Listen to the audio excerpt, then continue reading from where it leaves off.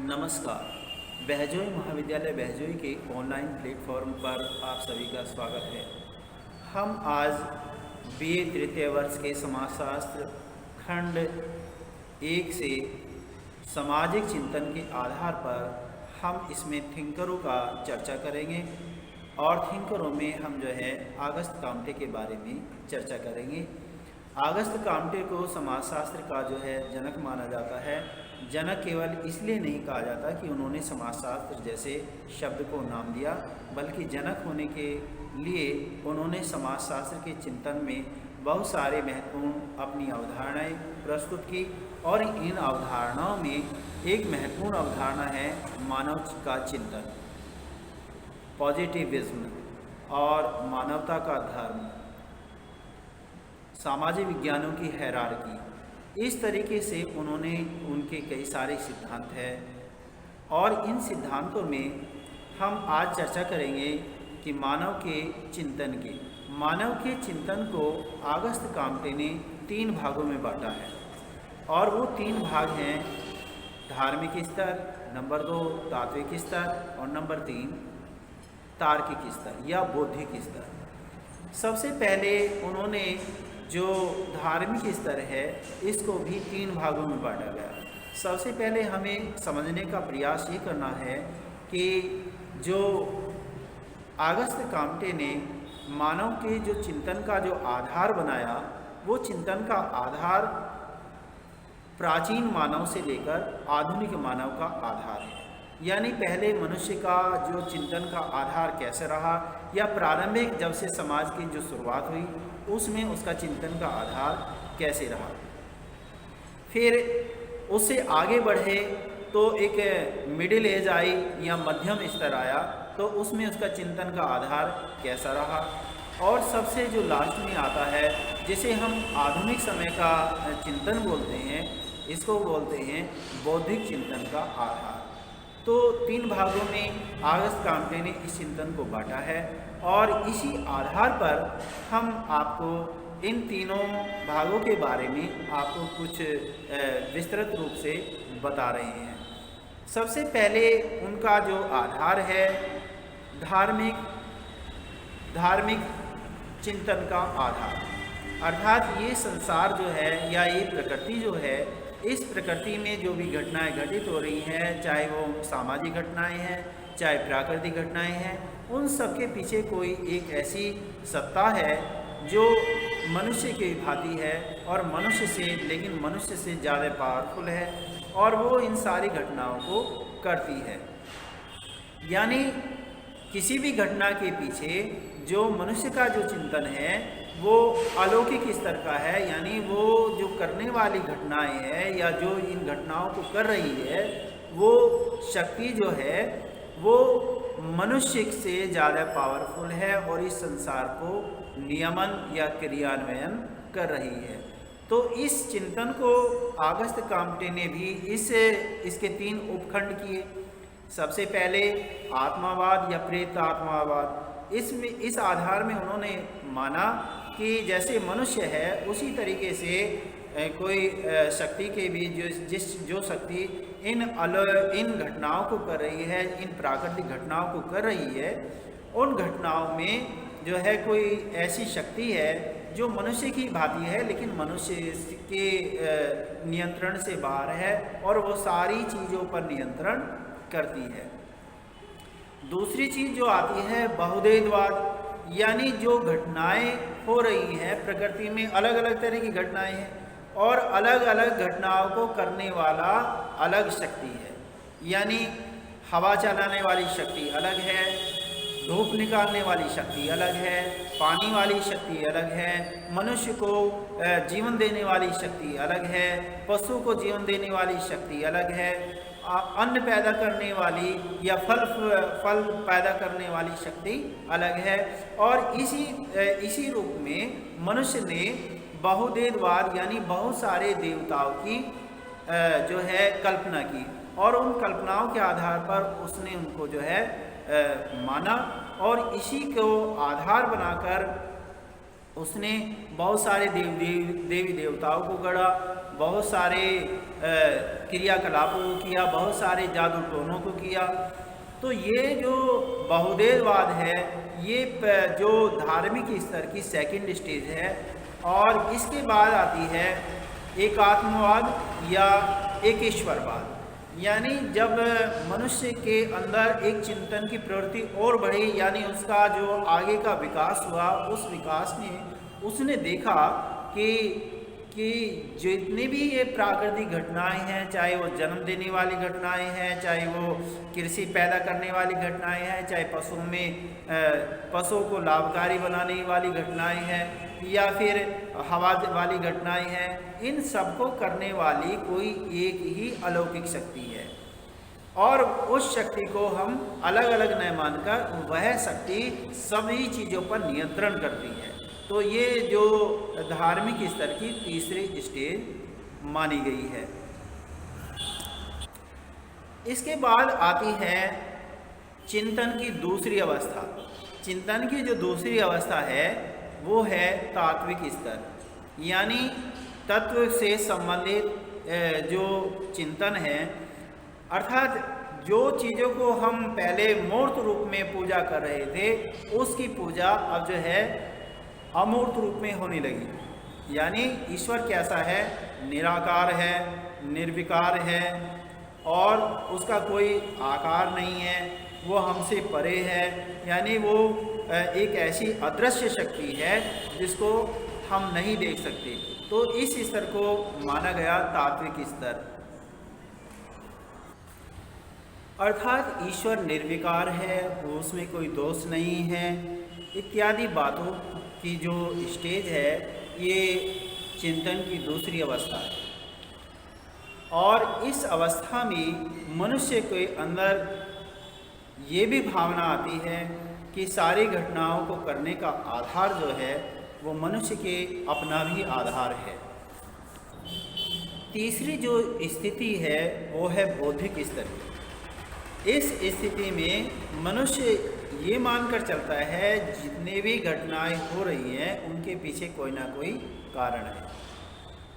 मान लिया कि जैसे किसी को फीवर हुआ, फीवर होने का कारण कोई प्राकृतिक घटना नहीं, बल्कि उसको या तो सर्दी लगी है, या जुकाम लगा है, या कोई चोट है, या उसके शरीर में कोई विकार है जिसके कारण फीवर आया है। मलेरिया है तो मलेरिया का कारण कोई दैवीय शक्ति नहीं, बल्कि कोई मच्छर के काटने का है। अर्थात इस स्तर पर मनुष्य जो है कार्य कारणों को ढूंढना शुरू कर देता है। यानी समाज ने संस्थाएं बनाई, समितियां बनाई, उनके पीछे कोई ना कोई रीजन है, उनके पीछे कोई ना कोई कारण है। तो इस स्तर को ऑगस्ट कॉम्टे ने मानव के चिंतन का तीसरा आधार बताया। यानी जो प्रारंभिक मनुष्य था उसके बाद धीरे धीरे मध्यम स्तर में आया, और जो मॉडर्न समय का जो मनुष्य है वो जो है तार्किक स्तर का या बौद्धिक स्तर का चिंतन कहलाएगा, जिसमें कार्य कारण की घटनाओं की जो है व्याख्या की जाती है। यदि कोई कार्य हो रहा है तो उसका कोई ना कोई कारण है। मान लिया कि मनुष्य, जैसे हम कहते हैं कि मनुष्य ने कोई झगड़ा है, मान लिया कि किसी ने किसी के साथ झगड़ा किया, तो झगड़े का कोई ना कोई कारण है। तो इस आधार पर ऑगस्ट कॉम्टे ने मनुष्य के चिंतन के 3 आधार बताए। तो ये उनके आधार की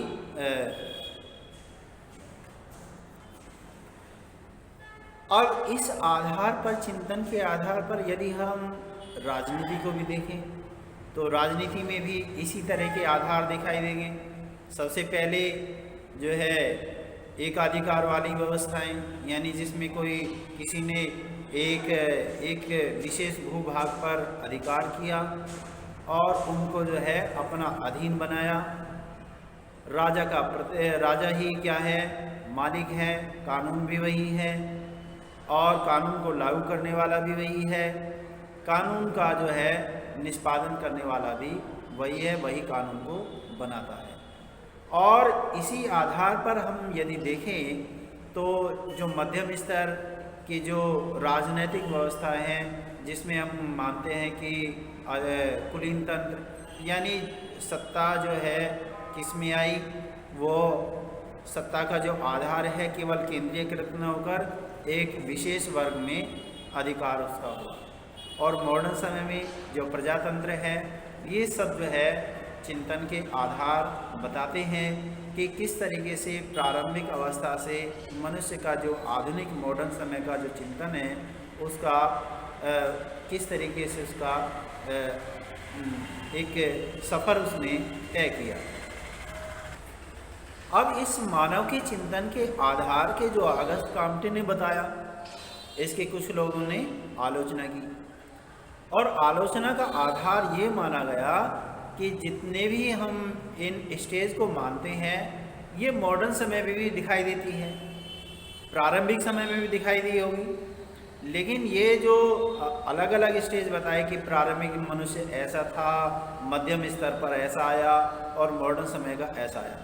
आज भी हम यदि देखेंगे तो तीनों ही स्तर इसी स्तर पर मिल जाएंगे, यानी धार्मिक लोग भी मिलेंगे जो ये मानकर चलते हैं कि सारी घटनाएं ईश्वरीय देन है, जबकि कुछ लोग जो है इस तरह के हैं जो ईश्वर को आधार नहीं मानते, वो सारी घटनाओं का आधार जो है कार्य कारणों में ढूंढते हैं, वो सारी घटनाओं का आधार कार्य कारण में ढूंढते हैं। तो ये एक मुख्य आधार, एक आलोचना का मुख्य बिंदु है कि जो जैसे आप देखेंगे कि मनुष्य के जो प्रारंभिक स्तर यानी धार्मिक स्तर में उन्होंने बताया 3 स्टेज, उसके उपखंड किए 3 और 3 उपखंडों में उन्होंने ये माना कि पहले जो होता है आत्मावाद या प्रेत आत्मावाद, उसके बाद बहुदेववाद, उसके बाद एकेश्वरवाद। और यदि देखेंगे तो आज तीनों स्थिति मिल जाती, आज प्रेतवाद भी मिलेगा,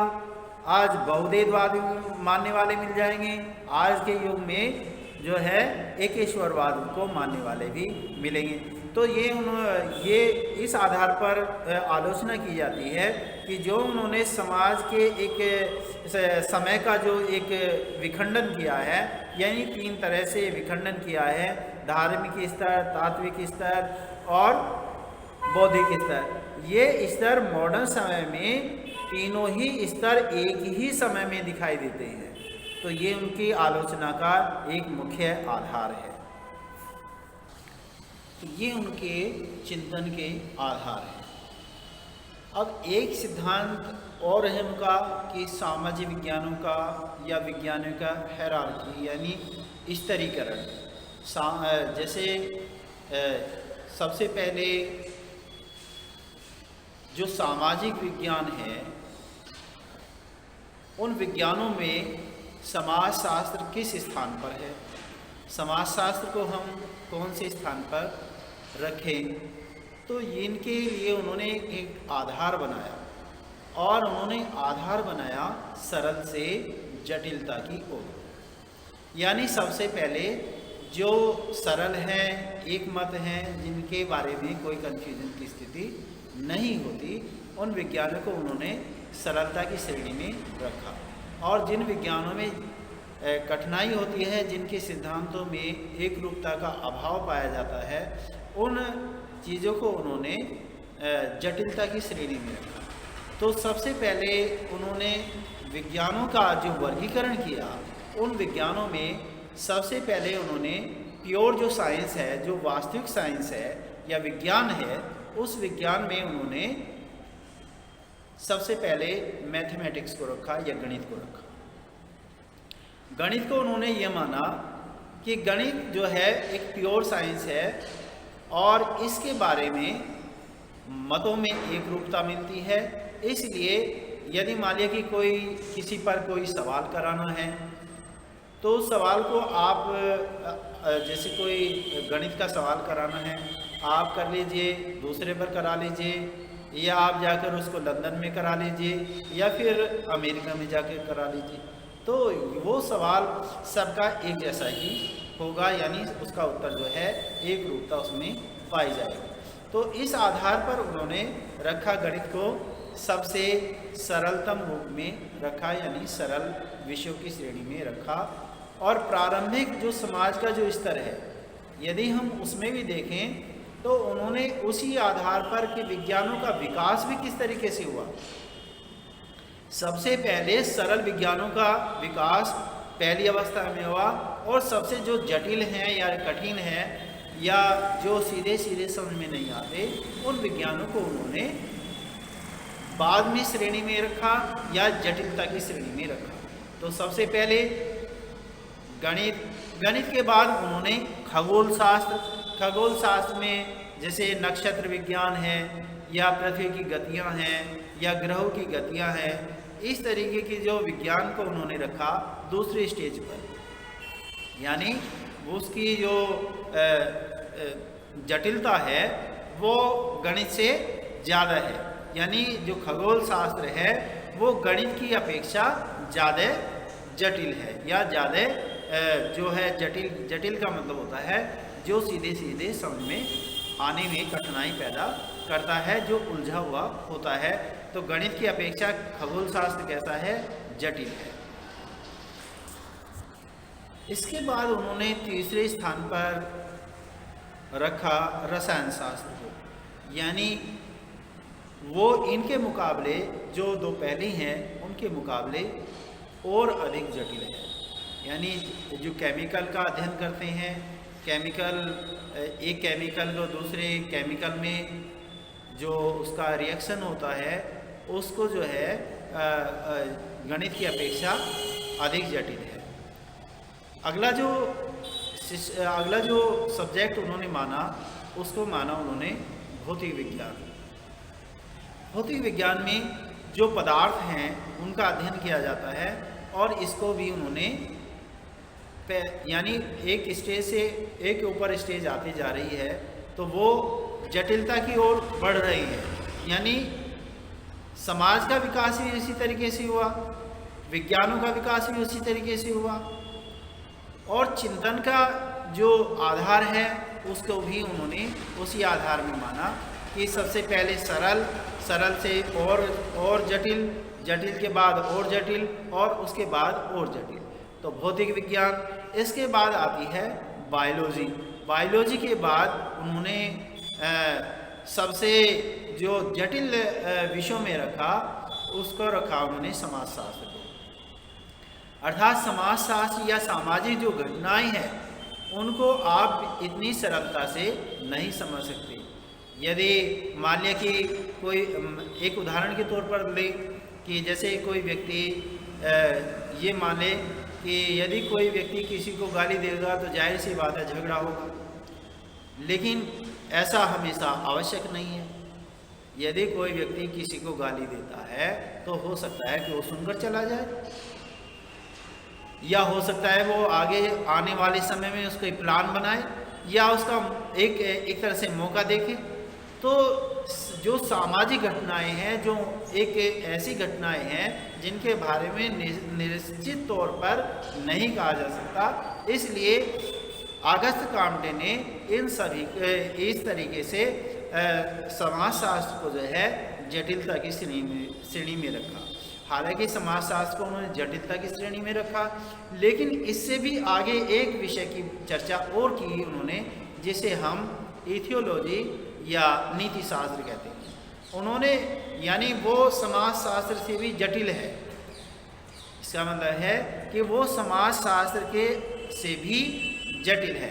तो इन आधारों पर उन्होंने देखा कि सबसे पहले सरल, सरल के बाद जटिल, और जटिल के बाद और जटिल व्यवस्थाएं समाज में आती हैं। विज्ञानों का विकास भी उसी तरीके से होता है, समाज का विकास भी उसी तरीके से होता है। तो आज हमने जो अगस्त काम्टे के दो महत्वपूर्ण सिद्धांत, सामाजिक हायरार्की और मानव चिंतन के आधार के बारे में चर्चा की। अर्थात उन्होंने जो सामाजिक चिंतन बताया उसके तीन, यानी समय को तीन भागों में बांटा। यानी पहले मनुष्य का चिंतन का आधार, फिर मिडिल मनुष्य के चिंतन का आधार, और फिर मॉडर्न समय के मनुष्य के चिंतन के आधार। यानी पहला आधार क्या बताया, धार्मिक स्तर का धार्मिक चिंतन का आधार, और दूसरा जो उन्होंने बताया तात्विक चिंतन का आधार, और जो मॉडर्न समय का जो आधार है बौद्धिक या जिसमें कार्य और कारण संबंधों का अध्ययन किया जाता है। इसी के साथ उन्होंने जो है इसी तरीके से सामाजिक विज्ञानों का जो है एक से एक स्टेज बनाई और सबसे पहले उन्होंने गणित को रखा, गणित के बाद खगोल शास्त्र को रखा, खगोल के शास्त्र के बाद रसायन विज्ञान को, रसायन विज्ञान के बाद भौतिक विज्ञान को, भौतिक विज्ञान के बाद बायोलॉजी को और बायोलॉजी के बाद समाजशास्त्र को उन्होंने रखा। इस तरीके से यानी पहले वाले जो जितना पहले नंबर पर है उतना सरल या उसके विज्ञान होने या उसकी जो समस्याएं हैं उन पर जो है आसानी से काम किया जा सकता है, और जो जितने ऊपर को है यानी जितने जो बाद को है यानी जिनका बाद में रखे गए हैं, जिनका नंबर समाजशास्त्र को सबसे जटिल विषयों के श्रेणी में अगस्त काम्टे ने रखा। तो हमने आज अगस्त काम्टे के 2 विचारों का अध्ययन किया, मानव चिंतन के आधार और सामाजिक हायरार्की के संबंध में। धन्यवाद।